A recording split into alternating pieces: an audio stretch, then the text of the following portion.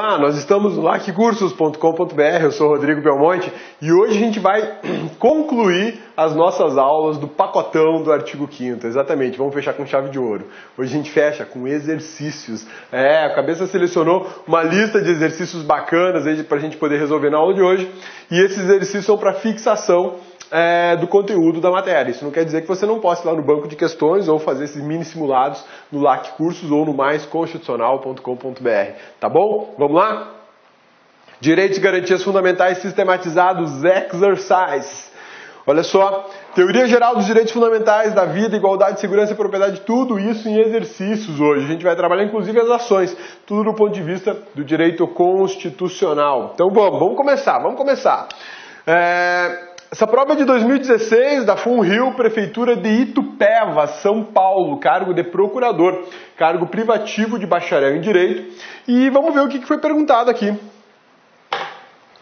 Nos termos da jurisprudência sumulada do Supremo Tribunal Federal, o processo administrativo disciplinar não requer necessária a presença de... Olha que interessante, aqui eu estou perguntando sobre jurisprudência do Supremo. E o examinador quer saber se em processo administrativo disciplinar a presença de quem não é necessária. Não é necessária. Do advogado, presença de informação, presença de defesa, de testemunhas, de contraditório. Olha só, informação é indispensável, tem que estar no processo, porque eu preciso saber o que eu estou sendo processado, qual é a acusação. Defesa, ampla defesa, é uma garantia indisponível, ela tem que ser ofertada. Testemunhas, pode ser que tenha, pode ser que não tenha, né? Isso aqui é duvidoso. Contraditório, obrigatório, contraditório, ele precisa estar. Obrigatório, tá? Tanto a ampla defesa como o contraditório são obrigatórios. Informação também é obrigatório. Agora, quem não precisa estar? Advogado. Ô, cabeça, advogado não precisa? Não precisa, meu amigão. Advogado é dispensável. Dispensável. Poxa, mas tem um dispositivo na Constituição que fala que o advogado é indispensável para a promoção da justiça. Sim, para a promoção da justiça. Lá no processo judicial, lá no Poder Judiciário. Aqui eu estou falando de processo administrativo disciplinar, estou falando do PAD. E a jurisprudência do Supremo é exatamente nesse sentido, dizendo que não é necessário o advogado para a presença do advogado no PAD. Para isso tem uma súmula que a gente já vai conhecer. Olha lá, letra A é a nossa resposta correta. Olha só, súmula vinculante número 5. O que fala a súmula vinculante número 5? É a súmula do Supremo Tribunal Federal número 5. Essa é a jurisprudência que o examinador estava se referindo, né? A falta de defesa técnica por advogado no processo administrativo disciplinar não ofende a Constituição. Por que não ofende a Constituição?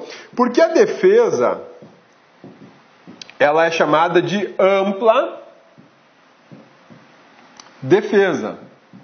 Ampla defesa. E ela pode ser pessoal e pode ser técnica. Né? A defesa técnica, via de regra, é para um profissional habilitado para tanto. Isso não quer dizer que não será necessariamente um advogado. Uai, cabeça, como assim? Olha só, quando a gente vai falando de processo administrativo disciplinar, admite-se a ampla defesa. Por que eu chamo de ampla defesa? Porque ela pode ser pessoal e pode ser técnica. Pessoal, o próprio acusado faz a sua defesa. Não tem problema nenhum, ele está exercendo o direito de defesa. E a técnica? Pode ocorrer que o processo administrativo disciplinar não exija a presença de um advogado, porque ele não é o profissional técnico mais habilitado para o caso concreto. Muitas vezes o profissional mais habilitado seria um médico, um engenheiro, seria um arquiteto, um profissional da área de computação. Por que isso? Porque eu estou lidando com questões técnicas e o mundo técnico não se resume em leis, não se resume o direito, né? Então a presença do advogado nem sempre é necessária. É importante ainda observar que a ampla defesa em caso de servidores públicos, por causa do PAD, eu vou citar como exemplo aqui a Lei 8.112, que é o Estatuto Jurídico do Servidor Público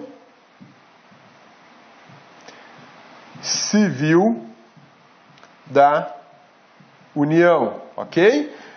A 8.112 diz o seguinte: se o acusado não comparecer e não tiver advogado, ou se ele apenas não tiver advogado, nomeia um defensor ad hoc, que a gente chama ad hoc. Esse defensor será um outro servidor público que tenha a mesma capacitação, a mesma qualificação, enfim, que esteja no mesmo cargo, a mesma capacitação, a mesma qualificação que o acusado. Então eu posso nomear esse servidor. A 8.112 não exige a nomeação de um advogado, tá? Então o advogado não é necessário nos processos administrativos disciplinares. A sua ausência não ofende a Constituição, não causa nulidade do procedimento. Belezinha? Súmula vinculante do Supremo Tribunal Federal. Vamos para a próxima. Essa aqui é uma prova de 2016, é uma prova da FCC, do TRT do Rio de Janeiro, né? Uma prova para juiz, uma prova para cargo privativo de bacharel em Direito. Vamos analisar o que a FCC pediu aqui para os candidatos à magistratura lá do trabalho do Rio de Janeiro. Um grupo de trabalhadores alimentando suspeitas de que a empresa em que trabalhavam estaria recorrendo à prática de denominado Caixa 2, redigiu um conjunto de panfletos denunciando essa empresa, em caráter anônimo, e o distribuiu ao público nas redondezas da mesma empresa, contendo o documento diversas considerações sobre a reprovabilidade do ilícito, a Caixa 2. Os trabalhadores terminaram sendo descobertos pela empresa e foram dispensados por justa causa por mau procedimento. Ou seja, houve um rompimento da relação de trabalho por mau procedimento. Qual foi o mau procedimento? Espalhar os panfletos falando mal da empresa de forma anônima, né? E sem ter certeza de tanto, né? Tudo considerado a dispensa foi, vamos lá, vamos analisar agora, válida, porque os trabalhadores não poderiam ter divulgado manifestação com imputação de conduta criminosa sem se identificarem. Corretíssimo isso, corretíssimo. A gente tem um dispositivo na Constituição que fala que é livre a manifestação do pensamento, sendo vedado o anonimato, sendo vedado o anonimato. Então olha só que interessante, os trabalhadores se reuniram e soltaram um panfleto denegrindo a imagem da empresa. Eles nem tinham certeza disso, tá? Tanto que eles suspeitavam. Olha só o que fala alimentando suspeitas. Eles não tinham certeza, eles não tinham prova, eles não tinham a convicção definitiva de que a empresa estava realizando Caixa 2. Eram suspeitas. E ainda assim, eles fizeram panfletagem denegrindo o nome da empresa. Talvez nem existisse o Caixa 2, mas denegriu o nome da empresa. E o pior não é isso. Quando você pratica uma conduta e age de forma anônima, você não possibilita a parte ofendida o exercício do direito de defesa, o exercício de responder de forma proporcional ao agravo que sofreu, né? Portanto, a demissão com justa causa foi válida, mau procedimento, nula, porque os trabalhadores estariam exercendo seu direito de livre expressão de opinião. Não, eles não estariam exercendo o direito de livre expressão de opinião de forma lícita. Foi ilícita. Por que foi ilícita? Porque foi anônima. O anonimato tornou ilícito, tornou desprotegida a manifestação deles. Por isso que a letra B está errada e a demissão não é nula. Letra C é nula, porque a qualquer do povo é dado o direito de denunciar fatos ilícitos que tenham conhecimento. Novamente a gente entra aqui como errado. Por que está errado? Porque não é dado a qualquer do povo o direito de denunciar fatos ilícitos de que tem conhecimento quando você tem meras suspeitas. A mera suspeita, ela não te autoriza a sair falando por aí que você praticou uma ilegalidade, praticou um abuso, praticou um crime, porque o Caixa 2 é criminoso, você gera sonegação de impostos e aí você está praticando crime contra o sistema tributário. E até contra o sistema financeiro, se você está ocultando recursos, né? Você ocultar recursos de fluxo de caixa pode configurar crime contra o sistema financeiro também. Então, se você tem apenas meras suspeitas, você não tem o direito de sair por aí falando. O máximo que você pode fazer é comunicar isso a uma autoridade para que a autoridade faça a investigação adequada e correta. E aqui o examinador ainda usou um termo inadequado, denunciar, tá? Denunciar. Por mais uma razão, essa alternativa vai estar errada. Porque denunciar é papel do Ministério Público. É o Ministério Público que é o órgão responsável por denunciar pessoas pela prática de crime. E aqui, quando você fala denúncia, você tem que lembrar dessa regra, que é o MP, o órgão oficial responsável pela denúncia de pessoas que praticam crimes. Isso se chama princípio do promotor natural. É o MP que oferece denúncia, não é o particular. Existe, obviamente, previsão no Código de Processo Penal e no direito penal, de ações em que o particular vai ajuizar a ação, mas isso são ações em que são de interesse exclusivo do particular, são chamados crimes de ação penal privada, que não é o caso aqui. De toda forma, não é denunciar, o verbo está inadequado. Denunciar indica denúncia, que se chama ação penal, que pode ser pública ou pode ser uma ação penal pública de iniciativa privada, também conhecida, essa última, como ação penal privada, tá bom? Letra B e letra C estão erradas. Letra D, vamos ver porque ela está errada. Válida porque os trabalhadores não poderiam divulgar a denúncia ao público antes de transitá-la, antes de transmiti-la às autoridades competentes. Não, está errado também, tá? Ela foi válida sem a demissão, mas não é porque os trabalhadores não poderiam divulgar antes de passar as informações para as autoridades.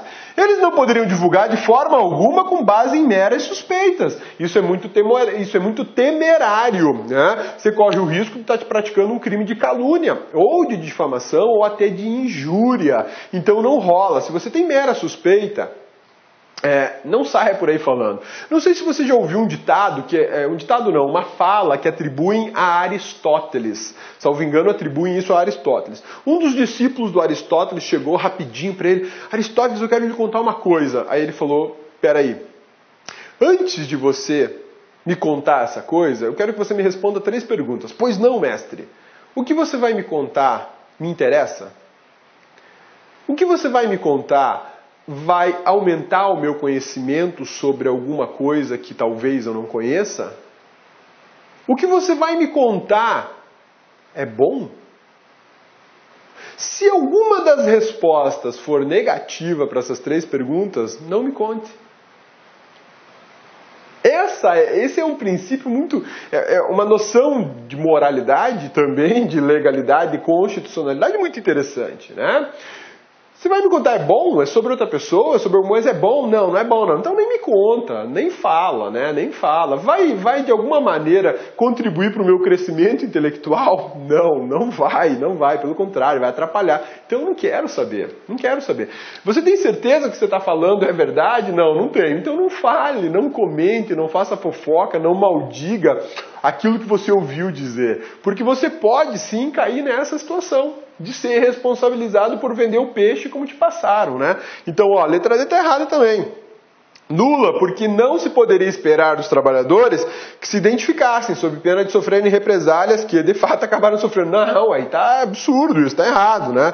Ela não é nula, ela foi válida e os trabalhadores, se estivessem no exercício de um direito constitucional deles regular, Fechou, tudo certo, tá lindo, eles poderiam sim divulgar a informação. Mas no caso concreto eles não fizeram isso, eles foram maledicentes, como diria, né? Então olha só, letra A, nossa resposta correta, e aí a gente tem um comentário da legislação que é o seguinte, olha o que fala o artigo 5º, inciso 4º, né?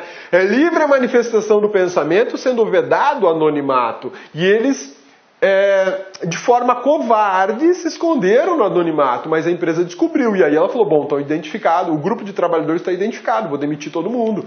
Primeiro porque eu não faço caixa 2, segundo porque o que vocês fizeram foi uma covardia, né? Vocês não se identificaram, não dificultando ou impossibilitando de alguma maneira o meu direito de defesa.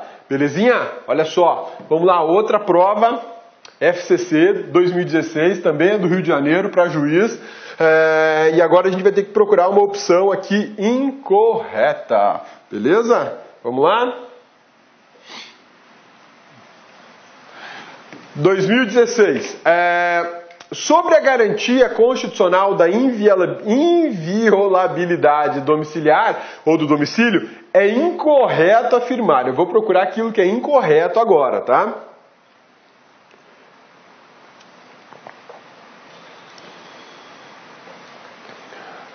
Sem consentimento do morador, a autoridade policial pode entrar no domicílio durante o dia para apreensão de coisa litigiosa?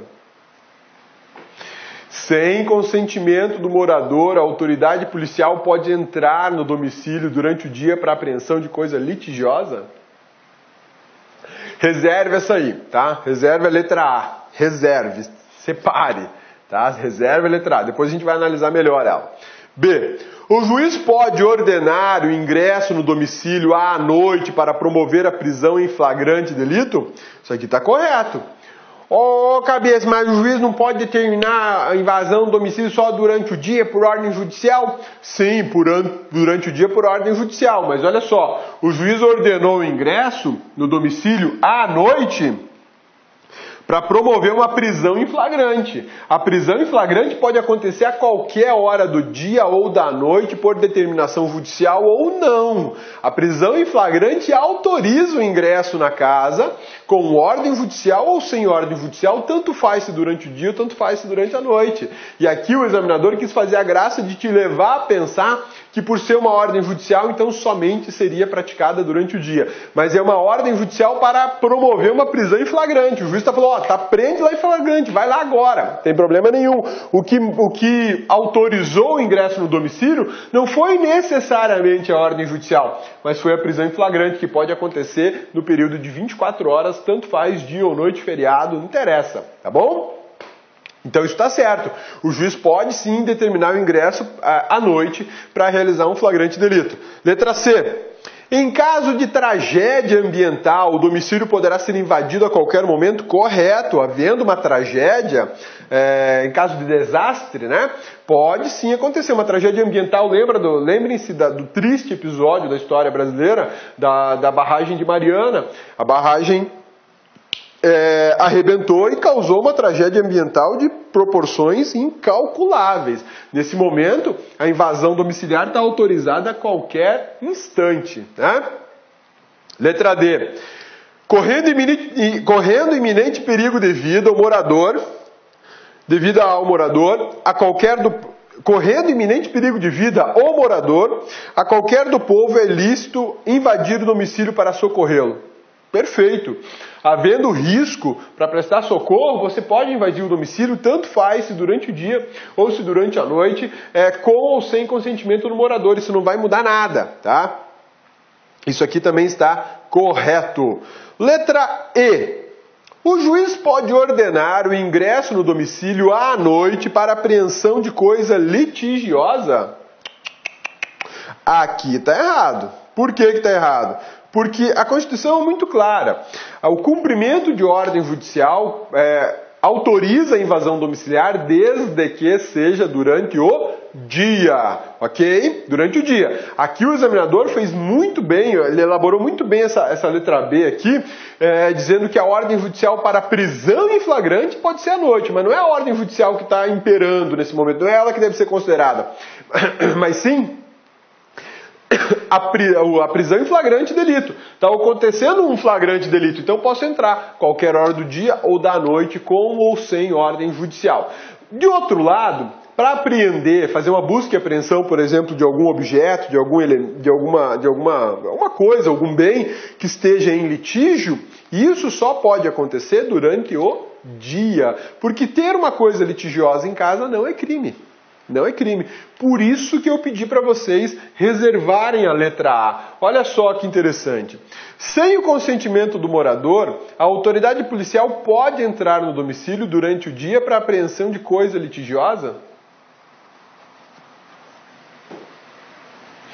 Quer dizer, então, que a polícia pode entrar na minha casa, eu tenho um carro lá financiado, olha a situação, eu tenho um carro financiado, eu não pago a prestação, e aí eu estou discutindo, né? O carro está com defeito, falou, não vou pagar mais a prestação enquanto vocês não arrumarem meu carro na garantia, eu não vou pagar. Né? E aí eu estou discutindo isso judicialmente. Aí o policial está sabendo da situação e sabe que a empresa quer o carro de volta, ele entra na minha casa, a hora que ele bem entender, ou pelo menos aqui, ó, durante o dia, pega o meu carro e leva embora?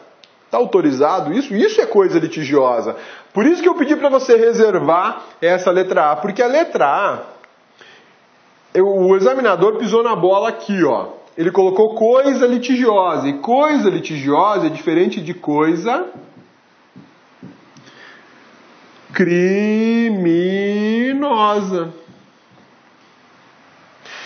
Um policial poderia sim invadir a casa durante o dia ou durante a noite para apreender um objeto que fosse produto de crime. Por quê? Porque aí eu teria o crime, por exemplo, de receptação. E no crime de receptação, eu incluo aí o depósito, manter em depósito o produto de crime, manter em depósito algo que eu recebi em receptação. Aí eu estou numa situação de flagrante. Mas agora, sem o morador autorizar, a polícia vai entrar na minha casa e pegar algo litigioso, por exemplo, o carro que eu não paguei a prestação, a TV que eu estou devendo lá na Casas Bahia? Não pode fazer isso. Por quê? Porque a casa é asilo inviolável do indivíduo. Ninguém nela podendo penetrar sem consentimento do morador, ou para prestar socorro, ou para, em caso de desastre, ou ainda para prisão em flagrante ou por ordem judicial durante o dia.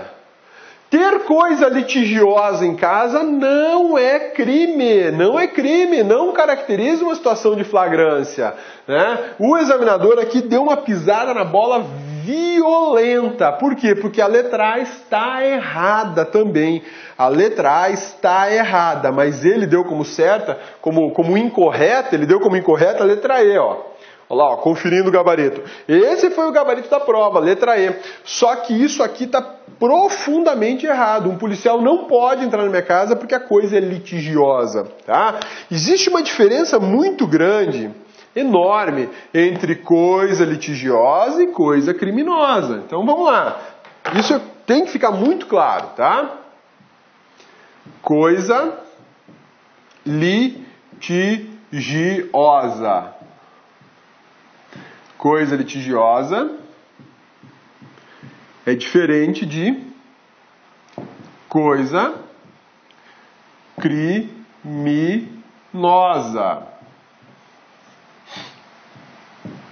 Coisa litigiosa, objeto de um processo judicial. Por exemplo, um carro, um computador. Olá, meus amigos, minhas amigas, sou o professor Luiz Antônio de Carvalho e estou aqui para fazer um grande convite para você. Você que acabou de assistir essa videoaula do nosso grande professor, todos os nossos professores e todas as nossas videoaulas têm este padrão de qualidade, de aprofundamento, detalhamento da aula. O que você acabou de assistir, infelizmente, é apenas uma aula demonstrativa, é 30% de uma aula qualquer do site da Lá Concursos, e nós temos aqui na Lá Concurso um curso completaço, super atualizado, ponto a ponto do edital, com foco no edital da PM de Pernambuco 2018. E este curso nosso, completaço, ele custa apenas 10 parcelas de R$ 25. São 75 dias de acesso. Durante esse período, você pode assistir quantas vezes quiser e na hora que desejar. E, além disso, a cereja do bolo, aqui na Lá Concurso, você não estuda ao léu, tá certo? Ao vento, você tem aqui método, metodologia, planejamento, tem projeto pedagógico específico. Aqui na Lá Concursos nós temos o Personal Coach. Personal significa pessoal e coach significa treinador. Então você tem um treinador pessoal de concursos. Bacana, meus amigos?